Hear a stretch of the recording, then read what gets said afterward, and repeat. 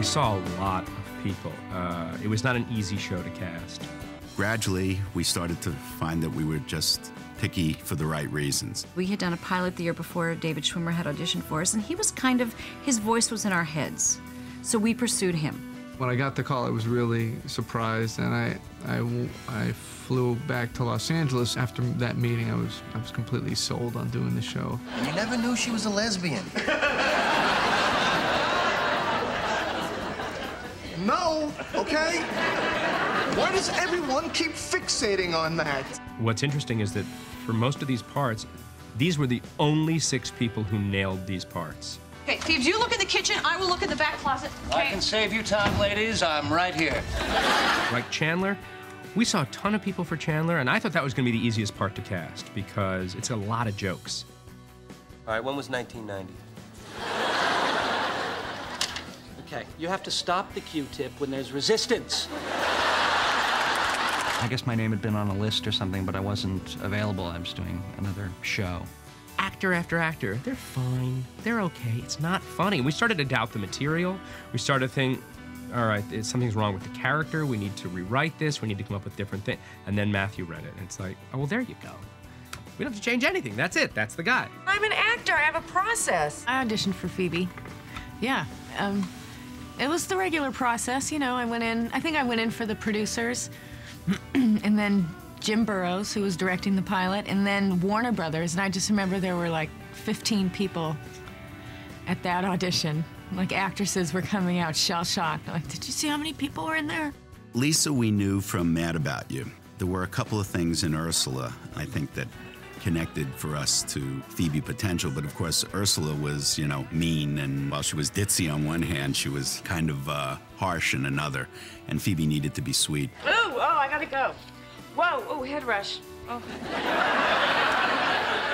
One more and then I have to go. Cool. Lisa showed us that she definitely had the sweetness inside of her. You agreed to take me in sickness and in health. Well, this is my sickness. Courtney lent herself to being Monica, especially once we started the show. It was very apparent that Courtney is a person who's in control. People think that I was auditioning for Rachel. I wasn't, but they were considering me for that. But I read the script and thought that I should be up for Monica, so I kind of lobbied for that, and they let me do it. I originally auditioned for Rachel. Oh my God! I'm a woman! But they thought, oh, too much penis. You sick bastards! Matt LeBlanc in real life is just your guy's guy, and that's what we needed Joey to be. I auditioned, I think, like 8 times. I had to keep coming back and keep coming back, and the last one I read with Courtney and Jennifer. You need anything, you can always come to Joey. Me and Chandler live right across the hall, and he's away a lot. Rachel was the last we cast because she was also unavailable. I auditioned for Rachel. They wanted me to come in for Monica, but I liked Rachel. I got an interview. Where?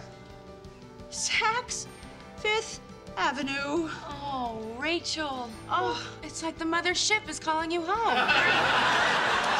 We understood that what makes a great sitcom is great comedians, you know, and to find great comedic actors is what I think probably prolonged the process as long as it did. We were looking for people who could take the words that we'd written and elevate them.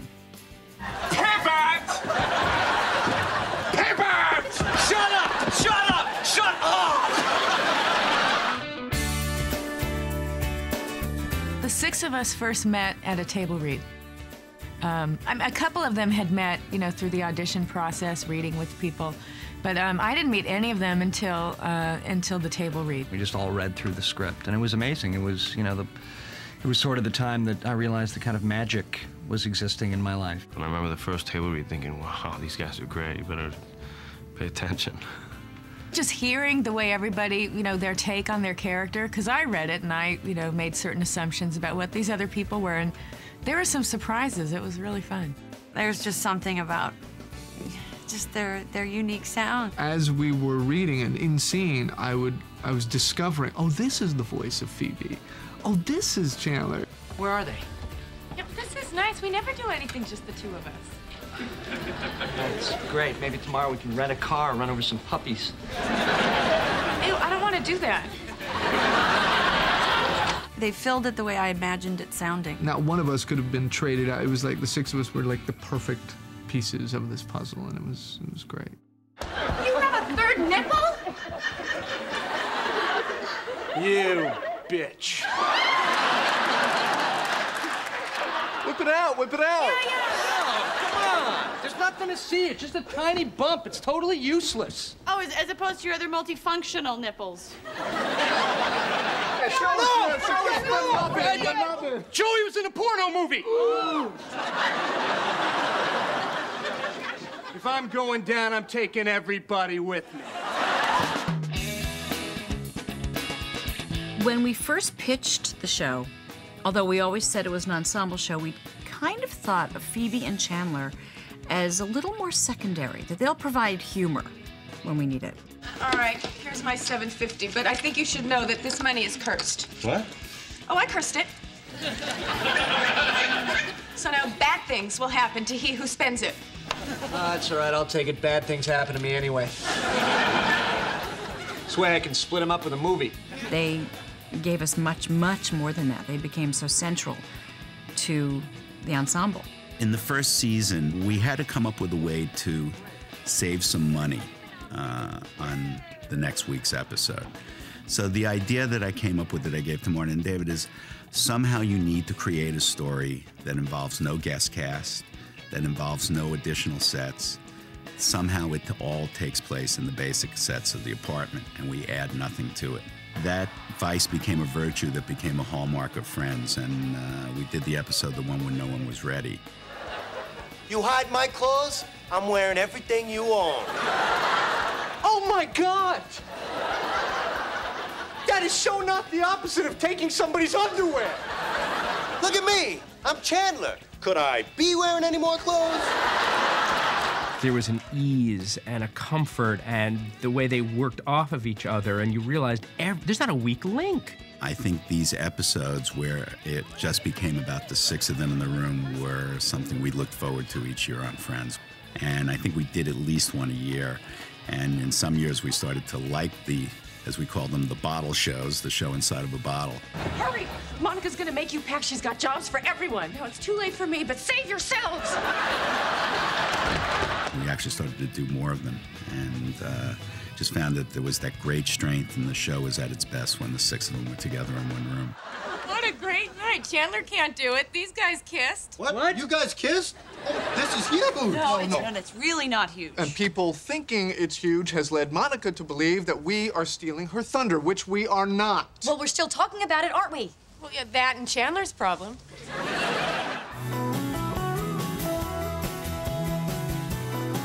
I'm engaged!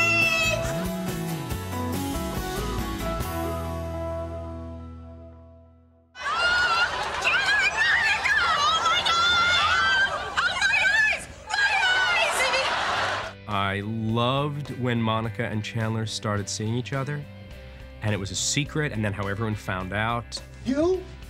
And you? Yes, but you cannot tell anyone. No one knows. How? When? It happened in London. In London?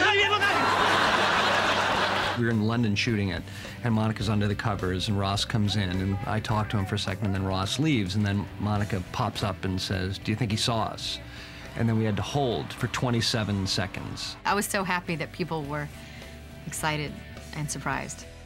We didn't want to invest too much too quickly because sometimes, you know, on a sitcom, you put people together and it takes energy out of the show. It kind of relieves sexual tension in a certain way. And so we wanted to see gradually how it would go with Monica and Chandler. And I think the period of them keeping it a secret allowed us to see, you know, how much does the audience really love this.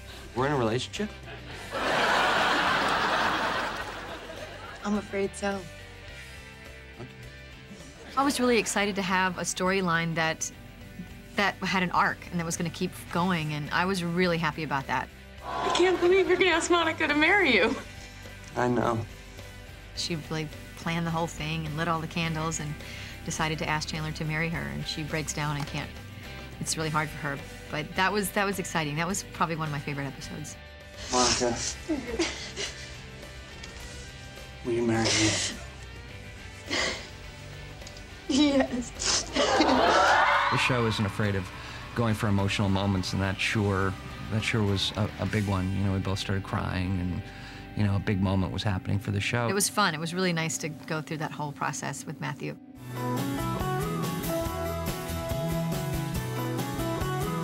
I love you too.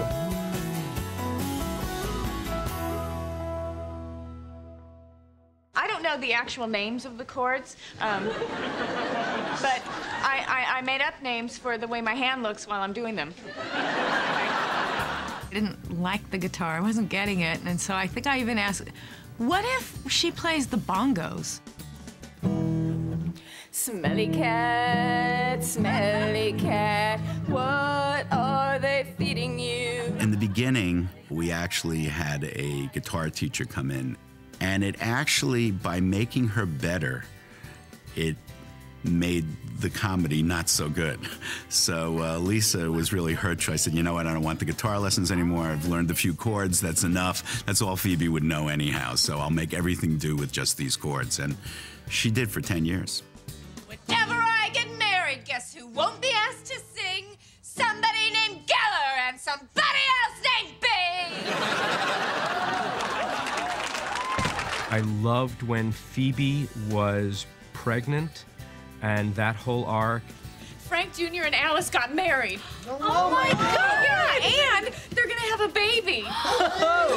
And they want me to grow it for them in my uterus. It was really nice of, you know, Marta and David. They said, look, we hate those shows where, you know, the actor is pregnant and then everyone's pretending they're not. And, you know, you're gonna be like 7 months pregnant by the time we're done. So it's gonna be hard to hide. We've come up with a storyline, and yeah, it was a great storyline. My sister's gonna have my baby! And I also was thinking, oh great, so I don't have to hide it, and that's so good. It's so good. But by the time they got to the storyline, I was starting to show, so I actually had to hide it. And then she was like, you know, having triplets, so when Phoebe was showing, I wasn't showing enough, so I still had to wear padding and stuff. I think there was one show where it was just me and my pregnantness.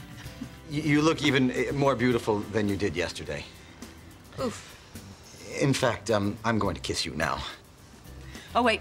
Yeah, I can't get away with stuff like that. It sounded sexy in my head, so I... Hank is hilarious, and he can do anything. He can just do anything.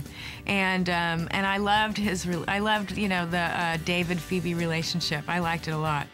What are you doing here? I have a question I need to ask you. I have a question I was kind of going to ask her myself. It's also just too exciting that it's Mike for Phoebe and Paul Rudd, he's funny. He's really funny, and he's such a good actor. This is the guy for Phoebe, which is nice because he's normal and cute. That's good too. I'm standing here today knowing that I have everything I'm ever gonna need. It makes me happy that Phoebe's really wrapping up in such a nice, normal way, finally, you know, for the first time in her life, she's kind of normal. So I like that.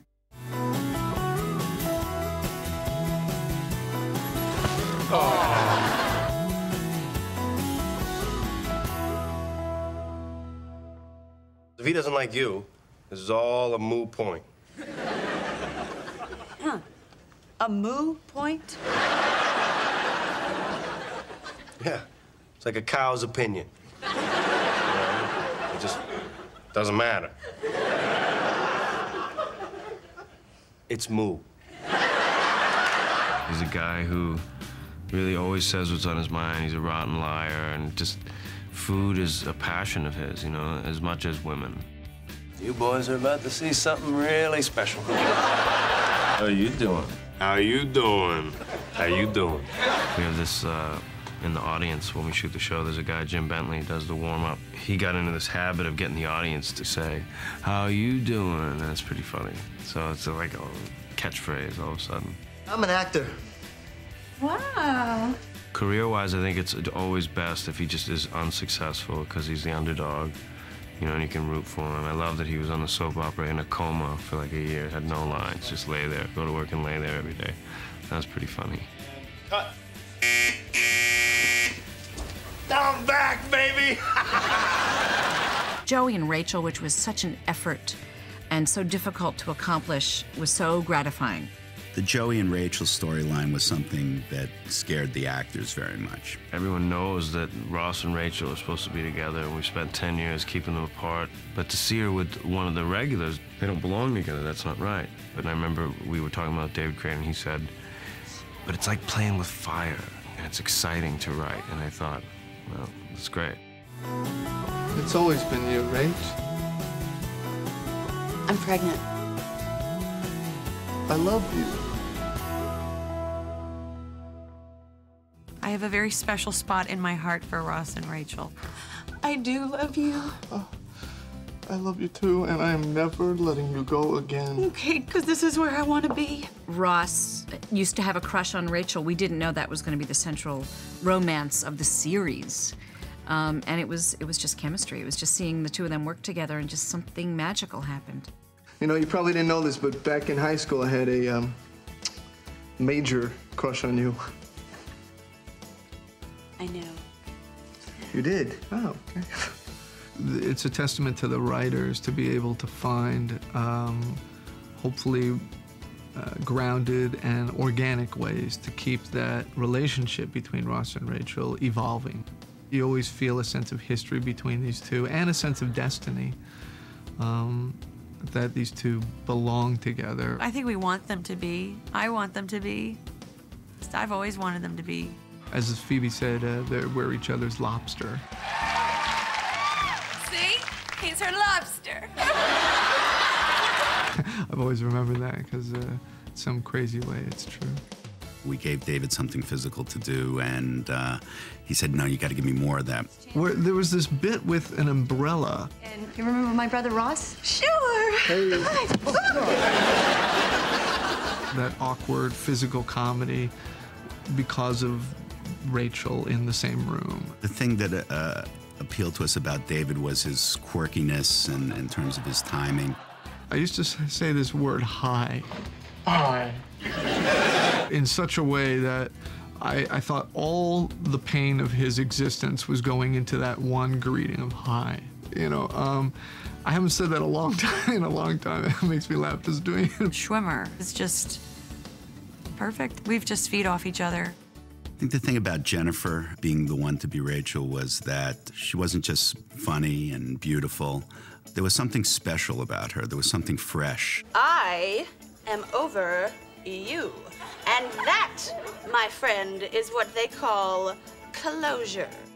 She kind of embodied, I think, every male's high school dream of that unattainable prom date. So there was a connection to her. Let's get some frozen yogurt or something. No. A break from us. The breakup, well, that was sort of the beginning of the end for them. I mean, that's the beginning of the beginnings of endings and beginnings. I mean, they've had so many start and stops, you know. Pretty much everything with Ross and Rachel has been just delicious. At the altar. Hi, Ross. Ross says, take thee, Rachel. Just an completely unconscious slip. I remember thinking, God, this is good. Like, smart. These guys are so smart. We couldn't have an audience for that part. Every time we have to always remove the audience for the cliffhangers because, you know, obvious reasons.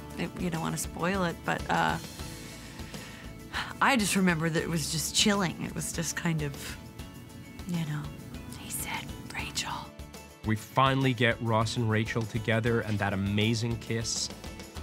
It was a great moment. Great moment. I can't believe you guys are leaving this place. No. No. You do your best to prepare, but it's hard to prepare for something like saying goodbye to something that's lasted longer than high school and college and, you know, add a couple of years there. So you do your best, but I don't know how people are going to be feeling the last night. Like, I don't know whether I'm going to be the person who's weeping and crying or whether I'm going to be the person that's consoling, or maybe it'll be somewhere in the middle. I'm aware of it, but as we were reading the script this morning and realized when we come back for Christmas, we only have 2 more episodes to film, It's just, you know, and as we're saying goodbye to each other within the story, it's gonna be crazy. I told them today they should just film the table read because that's as good as it's gonna get. They're lucky to get words out of me. I think I'd love to see it end just something nice and funny and warm and simple. I mean, it's like, it's the water cooler show. When people, it's like the way people talk. That is so not true. It all started on the show. 10 years is a long time. It'll be sad, yeah. Just everyone happy and moving on, and we just get a sense that they'll all be okay. I used to say, oh, I think it'd be fun if Monica got really fat and Chandler loved her anyway. And I'd like it to end with a, you know, with a nice semblance of hope for all the characters. I don't. I don't want it to end. It's kind of like an unnecessary evil, though, isn't it? It has to happen. So I don't know. I don't know how I'd want it to end. I just want everybody to be happy. You know, we've all gotten 10 years older. The show's gotten a little bit more adult. And while maintaining this kind of just general theme of being funny and being kind of, you know you're going to laugh at when you watch an episode of Friends, but the laughs still surprise you. You're like, whoa, did he actually just do that? And that's what's been the magic about it. Who'd you miss the most? Monica. Gotcha. The cast I'll miss the most. And not that I won't see them, but I won't see them every day like we do now. And I think we all take it for granted that I can have lunch with them every day. They've formed me into the actor that I have become. All of them. I learned something from all of them. I'm inspired by all of them. My favorite part of the show is those 6 people together in one room. That's where Friends was truly great to me. This is never going to come again. So I'm really trying to appreciate everything it is. Already it's painful just thinking about the end. So these are my friends. This is my family. So this will be really, really tough. Just the idea that hundreds and hundreds of people come every day to put on this show, and from craft service to the executive producers, it's just a group of really nice, warm-hearted people, all driven towards putting on the best show possible. And with us all having that same kind of goal, it's just a team effort. So I'm going to miss everybody, and of course the members of the cast. And, it's going to be a sad time. Show night, I guess like the actual performing with these great actors and the process of doing it live feels like a wonderful one-act play that you get to do every week in front of a great audience, and working with the writers in that collaborative process. So even in show night, if a joke doesn't work, you're in there coming up with other great lines that hopefully will work better. And I think I'll miss that the most. Nothing will compare to this. Just in the pleasure I get out of coming to work every single day. You know what I'll miss the most is the paycheck. No. Rehearsing and joking around and, laughing a lot at what these other people do every day. Coming to a place every day where you know everybody and love everybody, and I'm really gonna miss that a lot. To the fans, just thank you. Thank you for watching us and being with us and being as invested as we've been over the last 10 years, which is unbelievable to say, but thank you so much. Sorry, but we're done. They're reruns, but I'm sorry. Stay tuned. There's more to come. Well, I hope you'll miss us. We'll miss you. Thank you. We've had the greatest time entertaining you, and thanks for watching. I just want to say that I love you, and I'm going to miss you.